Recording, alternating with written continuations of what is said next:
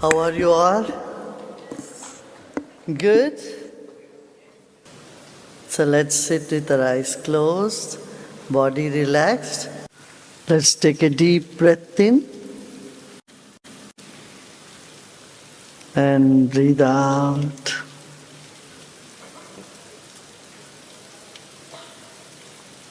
Another deep breath in.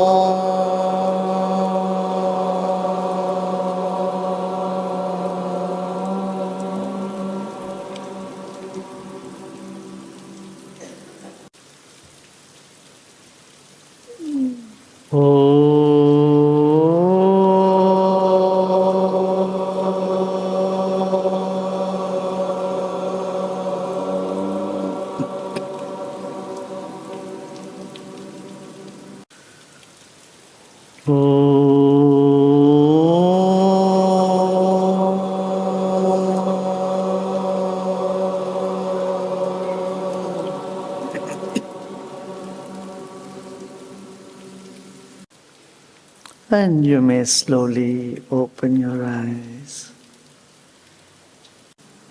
How are you all today? Everyone happy?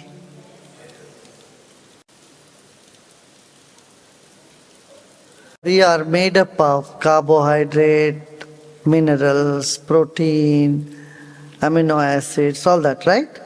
According to the ancient wisdom, we are made up of 36 elements. How much?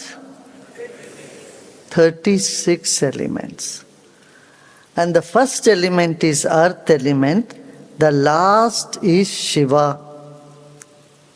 First earth, water, fire, air, ether, and mind, intellect, memory, and then the 5 tanmatras, like that it goes on. And the last one is Shiva. Shiva is not somewhere out, up in the sky. It is one part of you. Or in fact, it is the basic everything. Like fire cannot be outside space. Can it be outside space? Not possible. Can air be outside the space? Not possible. Where is earth? In the space. Earth is in the space, water is in the space, fire is in the space, but still you can have space without the 4 elements. Right? So space can be there without air, but air cannot be without space. Are you all here? Like that, every element, 35 elements have to be in Shiva. If Shiva is not there, nothing is there. So, we are all made up of 36 elements. I am repeating it. The first element is earth, second water, third fire, the air, then space, and then you go on, and then the 5 senses, senses, then you go on, and there are many. And the last one is Shiva. And Shiva is not someone sitting up there, but it is the basic energy in which everything is. No, we all have 3 bodies. The gross body we know. Gross body is what we use in the waking state of consciousness. You are awake, you are in the waking state. Consciousness, what we use? The gross body. The subtle body is bigger than the gross body. How big? About 1 foot. That much bigger the subtle body is, which we use in the dream state of consciousness. When you are dreaming, you are experiencing everything that you experience in the gross body. In the dream, yesterday I dreamt, means I can see the colors, I can see the beautiful fall colors. Did you dream yesterday? What did you see in your dream? Colors, beautiful colors. Like that we can see the colors, we can experience all that we experience in the gross body, we can experience in the subtle body. Taste, smell, you can drink water in the dream. It appears to be so real because all the real experiences are there in that realm also, in the subtle body. Our impressions are there in the subtle body. Then there is a causal body that is even much bigger than the subtle body, that we experience in deep sleep. In the causal body, we get close to Shiva Tattva. Not really, but more close. And that is when we get a lot of strength, energy, freshness, all this comes in the deep sleep. Suppose one night you did not have deep sleep, only dreams. When you wake up, you feel tired. How many have experienced this? You have experienced that? The whole night was full of dreams, and then you wake up, you felt tired. But in deep sleep, you gain energy. Now, suppose you sleep too long, what happens? You feel so tired. Why? I thought about it. Why? There is imbalance between the physical body becomes more active. And too much activity in the physical body, you feel more tired. Too much sleep causes more tiredness. Now in meditation, what happens? It is neither waking, nor dreaming, nor sleeping. In short time, you gain the rest you get by deep sleep, plus, you gain the rest and the benefit of dream also. In dream, what happens? When you are dreaming, you are getting so many thoughts, and these thoughts are also a sense of relief for you. You have desires that come to you as a dream. You have fears that come to you as a dream. Now, whatever you have put there in the subtle mind, it is all coming as a dream, they go away. But in dream, you also get access to another dimension. That is future. It happens rarely. You have premonition. Premonition happens in the dream. Are you all here? You are not dreaming? How do you know you are not dreaming? Are you sure you are not dreaming? Because you have no doubt, right? In dream you have no doubt. In dream you don't have doubt. Waking state you have doubt, in dream state you have no doubt. Because the intellect in dream state is relaxed. Your logical mind is relaxed. It doesn't question. You are in the horse and the horse is in the boat and the boat is in the land. And you get this experience. Your mind doesn't say, hey, how come horse is in the boat? I am going in the kayak and boat, suddenly you find horse in the kayak. And you just enjoy that. Because it is no barrier of logic in the dream state. And in samadhi, we consciously overcome the intellect. Intellect is more to the waking state of consciousness. So you have to go past that, then you get a deep rest, and that deep rest takes us more close to the Shiva Tattva, the Shiva principle, which is the source of all intelligence. Lord Krishna says in Gita, Yo buddhe paratattvasaha.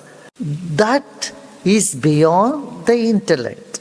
Who? That Shiva Tattva, the principle, the self is beyond the intellect. And you have to cross that. How do you cross it? That which helps you cross the mind is called mantra. That by repeating which it helps you to cross the logical mind is called mantras. And mantras are what? Just sheer energy. Now, you cannot handle mind with the mind. Anything you do in the waking state, you are doing with your mind or intellect and mind together. That which you using the same thing, you cannot heal it. The mind cannot take care of itself. You cannot cross mind with the mind. Are you getting what I'm saying? You know worrying is useless and still you keep worrying and you want to stop worrying but you cannot because the worrying mind cannot overcome the worrying mind. That is where you have to say, drop it. Drop the mind. That is what is called Namaha. Have you heard the Namaha? Namaste. Mana is mind. You go reverse of the mana, it is Nama. Namaha is dropping the mind, going beyond the mind. A mind going back to its source. Mana, Nama. Nama also means not mine. Na, ma, not me. Distancing yourself from activity. Whenever something happens and you say, not mine, not me. No one says for happiness, not me. When we say not me, troubles, mistakes, unpleasant things, oh, not me. Because who are you? You are bubbling joy, you are bubbling pure energy, or happiness, peace, love, all that. That which is not this, you say, no, me, not me, not mine. So, whenever you committed a mistake, suddenly you find, oh, it's not me, I didn't do it. Once I was invited to address the inmates of a prison. I've been invited several times. In one of my such visits, so I asked the prison's inmates, how many of you feel you are innocent? You know what? There were about 1,000 people, everyone put their hands up. And I looked to the jailer, I said, what are they saying? I just looked at he just winked at me. They all say like that only. So everybody has done something, but somehow inside them they say, it's not me, I didn't do it. I don't know how it happened. The self in you is not involved in any action. And same thing, when you have any enjoyment also, you will find there is something that is keeping you aloof from even all other enjoyment. How many of you experience this? You are tasting food, you are experiencing sensual pleasures, whatever pleasure, still you feel a sense of distance from all that and see, oh, it is not me. Yeah? Or there is some sort of, what I would say is a witness, a distance from whether pleasant action or unpleasant action. How many of you experience that pleasant actions, you experience distance, you have experienced same with, you got upset, you got shouting at somebody, you got angry, even then you find, oh, it's not me, I don't know, something came over me, You want to distance yourself from all that unpleasant things that you do in your atmosphere, in your surroundings. How many of you experience that? Yeah?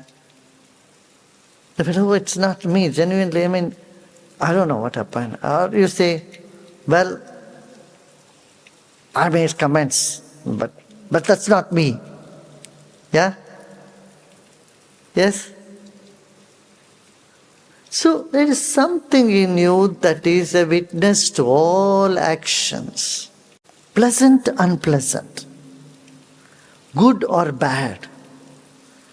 Latching on to that something is very important, especially when we want to leave this body or when we have to leave. Before leaving the body, this is art of exiting.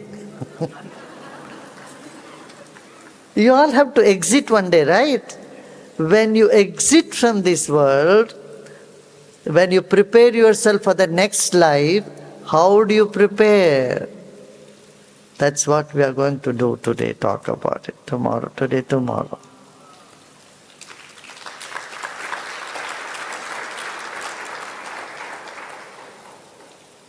See, what type of bag you want to check in your flight? When you get down, you have to claim the same baggage. So what all you want to carry? Now, where do we carry? Do we carry in the physical? No, physical body remains here. Causal body does not catch anything. Where do we take our luggage? In the subtle body. Subtle body is our baggage, is our suitcase. And what you put in your suitcase is very important. So causal body is very big, huge. And that is the abode of bliss, happiness. You know, when we are happy, you have experience. When we are happy, your experience is that of expansion. Isn't it? When someone praises you, how do you feel? You feel something in you is bloating, expanding.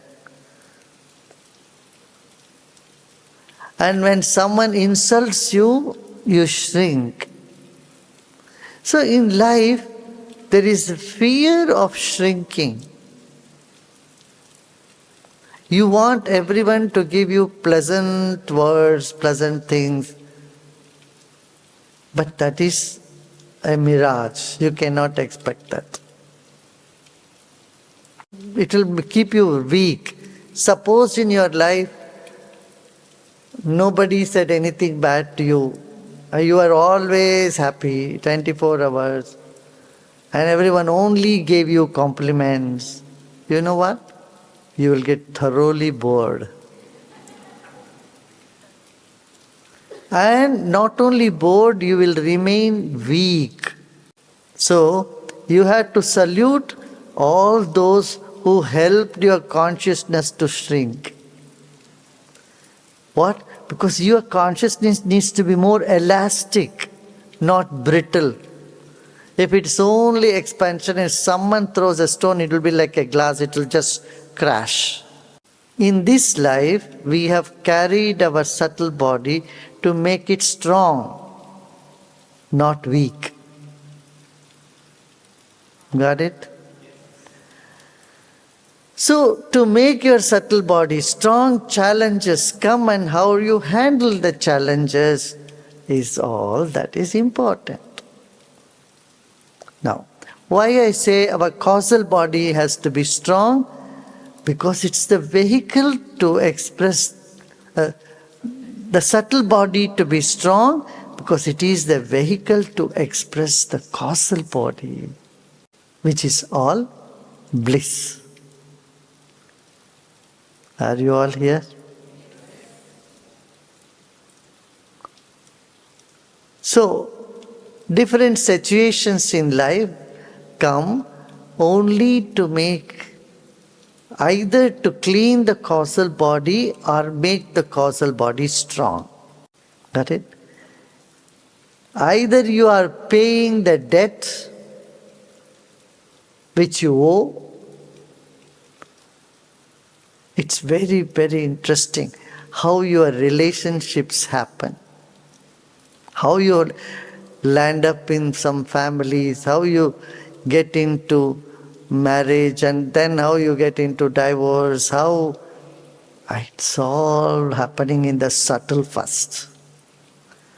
What appears in the gross is only a pre-recorded play.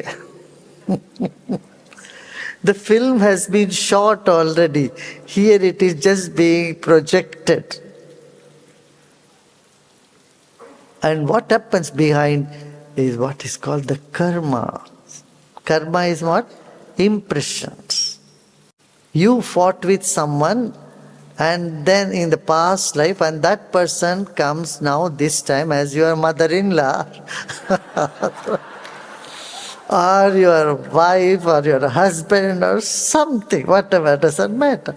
And they just take it back from you. What? I give it back to you.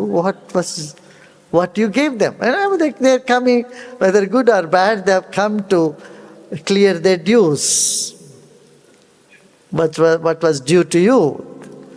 You have to take it. You have no other way. You can avoid now, then it will come with interest in the another lifetime.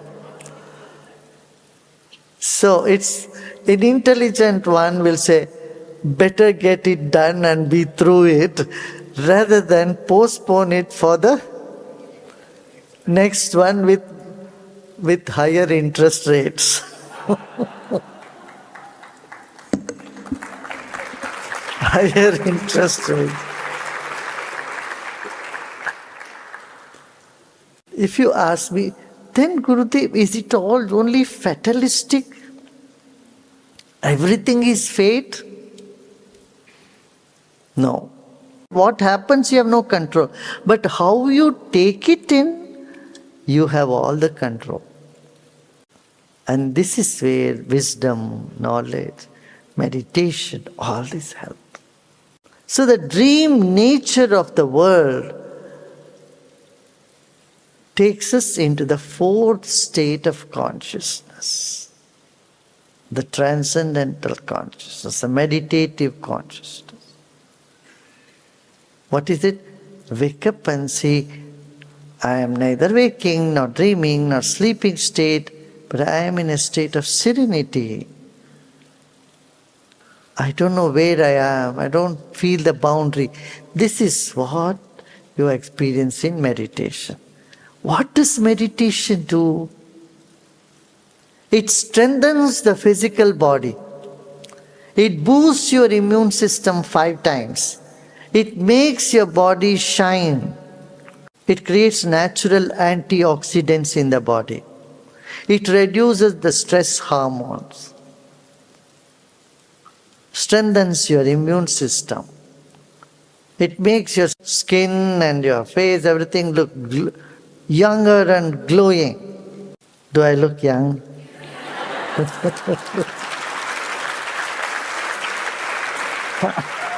Look at all our senior teachers, anyone, they don't age at all. I was just talking to Genevieve and Vicky and said, we don't age at all. See, they look the same the last 35 years. You get that till you get in, you don't, we grow stronger day by day. You don't age. Means the meditation has an impact on the system, physical body. Then on the subtle body, what it does, it doesn't make you hold on to grudges against people.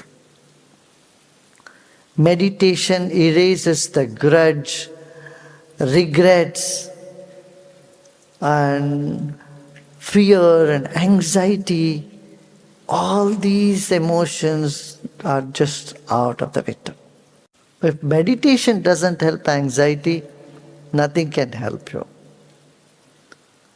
But you have to be serious and do meditation.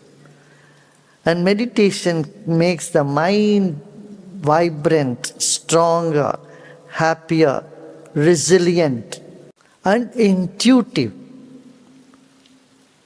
And it strengthens your sharpness of mind. How many of you experience sharpness of mind after meditation? Yeah. Makes your mind more keen on awareness, keen observing. A non-meditator may make mistakes. And meditator will, if you are meditating, your subtle body is sharp and your presence of mind is more. Today the biggest challenge in the world is attention deficiency syndrome. Have you noticed that? You talk to somebody and they are not there, they are going somewhere. After 2 minutes they are off. How frustrating it should be for you. Today school teachers are in big trouble. They are so depressed. You know why? They can't hold the attention of kids. They either watch the phone or do something, they are looking somewhere and teacher is speaking and talking and they are not taking in. How frustrating it should be. And that's what's happening. I visited some schools in America and they say they have children sit on what ball it is? Bouncy ball, and the kids sit on the bouncy ball in the class. If they're bouncing, how are they able to hear you, listen to you, absorb anything? And they have gadgets for them in the hand to play with the whole time so that they keep quiet in the class. That means so much restlessness in the mind, it creates restlessness in the physical body as well. And then a host of problems it gives rise to. Attention deficiency occurs when our subtle mind or subtle body is jammed with informations. The overloaded and the hang. And this is what is happening. Most of the people's mind, subtle body is overloaded and they hang. They become dysfunctional. Meditation is that delete button. It deletes lots of things from the subtle body. And then it gives access to the causal body. Meditation is an access to causal body. However you live your life, before you exit the physical body, if your subtle body is vibrant, clean, and taking only that piece of luggage that you want to take, you will have a better life in the next time. Next body you chose will be good. If you are just filling your suitcase only with toilet papers, and when you get out, what can you do? You can only go use the toilet, nothing else. Just imagine that's how you travel. It's good for nothing. You're taking a suitcase, you don't have another piece of cloth to wear. It's all stuffed with only tissue papers. That's what most people are doing. Or let alone, if they even fill their suitcases with all stinky, false things. And now, how do we make our subtle body vibrant? That we will see.